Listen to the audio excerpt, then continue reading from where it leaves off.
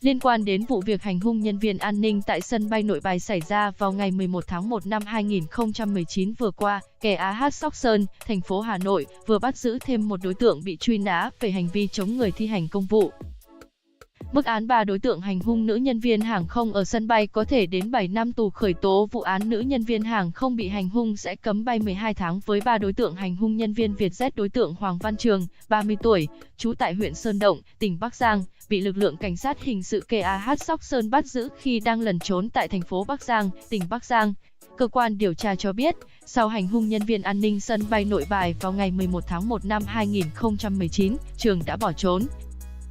Ngày 25 tháng 2 năm 2019, KAH Sóc Sơn đã ra quyết định truy nã đối với Trường về hành vi chống người thi hành công vụ. Trước đó, cơ quan điều tra đã bắt giữ đối tượng Trần Thị Lý, 46 tuổi, trú tại xã Thái Phú, Mai Đình, Sóc Sơn, Hà Nội.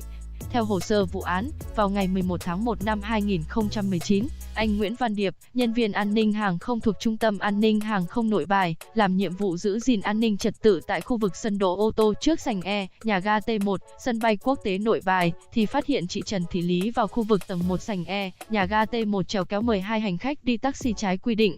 Anh Điệp đến chỗ chị Lý yêu cầu đi ra ngoài, không được chèo kéo hành khách, nhưng chị Lý không chấp hành và đi đến chỗ Hoàng Văn Trường đang đứng gần đó.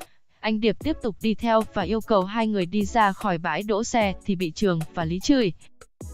Khi đến bãi đỗ xe buýt tuyến 7 và 17, cạnh khu vực kiểm soát vé lối ra nhà ga hành khách T1 thì Hoàng Văn Trường dùng tay không lao vào đấm vào đầu và mặt anh Điệp.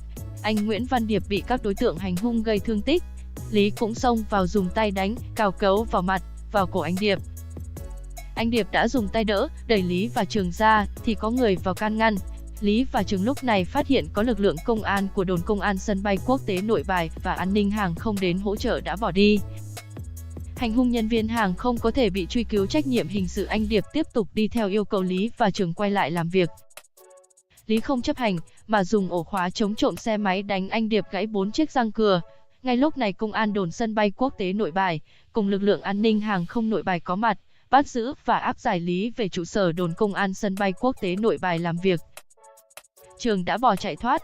Trước vụ việc trên, Phó Thủ tướng Thường trực Chính phủ Trương Hòa Bình cũng đã yêu cầu Bộ Giao thông Vận tải chủ trì, phối hợp với Bộ Công an và các địa phương, cơ quan liên quan chấn chỉnh hoạt động đưa đón khách tại sân bay Nội Bài và các cảng hàng không trong cả nước, nâng cao chất lượng phục vụ, ngăn chặn và xử lý nghiêm các hoạt động cò mồi, taxi du, giữ vững an ninh trật tự, an toàn hàng không.